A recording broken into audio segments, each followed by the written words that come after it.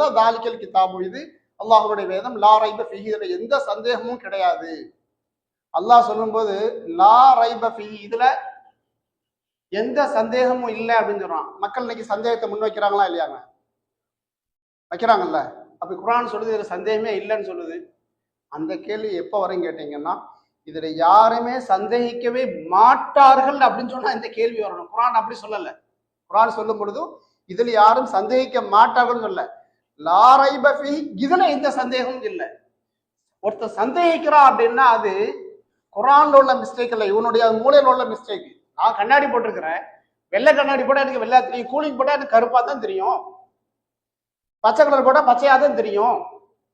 மெடிக்கல்ல சில மருந்துகள் விற்கிறாங்க, ஒரு காய்ச்சலுக்கு, தலைவலிக்கு, கால் வலிக்கு, ஏதோ ஒண்ணு வைக்கிறான். அந்த மருந்தை வாங்கி திங்கிறாங்க, 4 பேர் திங்கிறாங்க, 3 பேருக்கு நல்லா ஆச்சு, ஒருத்தருக்கு நல்லா இல்லை அப்படின்னா அந்த மருந்துல குழப்பம் இல்லை, இவனுடைய உடல்ல ஏதோ கோளாறு இருக்குது, அந்த மருந்தை உட்கொள்ளக்கூடிய அளவுக்கு இவன் ஏதோ போதையோட எனர்ஜி இல்லைன்னு அர்த்தம். அது மாதிரி குர்ஆன் அது தனித்து இருக்குது, அது உயர்ந்ததா இருக்குது, அதுல எந்த சந்தேகமும் வரல.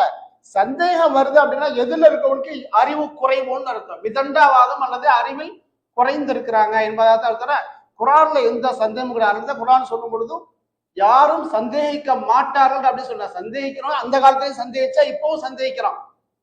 குர்ஆன்லயே சொல்லுவான், இதா உன்சிலது சூரத்துன், அல்லாஹ்வுடைய ஒரு வசனம் இறங்கிறான், அந்த நேரத்துல முஸ்லிம்களுக்கு ஈமானை அதிகப்படுத்தும். ஆனா யாருடைய ஹிருதயத்துல வந்துட்டு நோய் இருக்கின்றதோ, அந்த முனாஃபிக்குத்தனம், இஸ்லாத்துக்கு எதிரான ஒரு போக்கு என்பதாக யாரிடத்தில் இருக்கின்றதோ அவர்களுக்கு மேலும் அது நோயை தான் அதிகப்படுத்தும், அவங்களுக்கு சந்தேகத்தை உருவாக்கும் என்பதாக குர்ஆனே பேசுன்னு பார்ப்போம். எனவே குர்ஆன்ல எந்த சந்தேகமும் கிடையாது. அதுல எந்த சந்தேகமும் இல்லாதனால தான் துணிஞ்சு பல இடத்துல வந்து கட்டளையாக கண்டிக்கும். அஃபலா ததப்பருன குர்ஆன, எங்களை குர்ஆனை சிந்திக்க மாட்டீங்கடா, ஆய்வு பண்ணி கண்டுபிடிச்சு தான் எனக்கு குர்ஆனை கேட்கும். துணிச்சலோடு சொன்னா மடியில கனம் இல்லைன்னு அர்த்தம். அப்படிதானங்க, ஒருத்தன் ஒரு செக் பாயிண்ட்ல நிற்கும் பொழுது பயந்து பயந்து பேசுறான்னா அவன் மடியில கனம் இருக்குன்னு அர்த்தம். யார்கிட்ட மடியில கனம் இல்லையோ, செக் பாயிண்ட்ல போலீஸ் செக் பண்ணும் போது, ஏற்பட்டு செக் போது எந்த பயமில்லாம துணிச்சலா எடுத்து பார்த்துக்கோ அப்படின்னு சொல்லி சொல்லுவாங்க.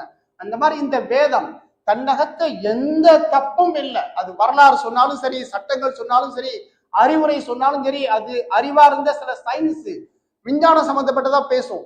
எதுல பேசினாலும் எதுலையுமே எந்த சந்தேகம் இல்லாத துணிச்சலானது தூண்டி விடுது. ஏத்ததப்பருன குர்ஆன அம்மா வேற இடத்துல சொல்லுவா, அஃபலா ததப்பருன குர்ஆன அம்மா அலா குலூபின் அக்ஃபாலுஹா, ஏன் இந்த குர்ஆனை பத்தி சிந்திக்கவே மாட்டேங்கிறீங்க, அவங்களுடைய ஹிருதயத்துல பூட்டா போடப்பட்டிருக்கு, சிந்தி, இது சிந்திச்சு தப்ப கண்டுபிடிச்சுட்டா அப்படின்னு சொல்லி சொல்லுவாங்க. குர்ஆனை வந்துட்டு தப்பு கண்டுபிடிக்கன்னு போன ஆட்கள் கடைசியில அதுல உள்ள உண்மைகளை உணர்ந்து அவங்க ஈர்க்கப்பட்டு இஸ்லாத்தை ஏற்றுக்கொண்டாங்கன்னு பார்ப்பாங்க. ஏன்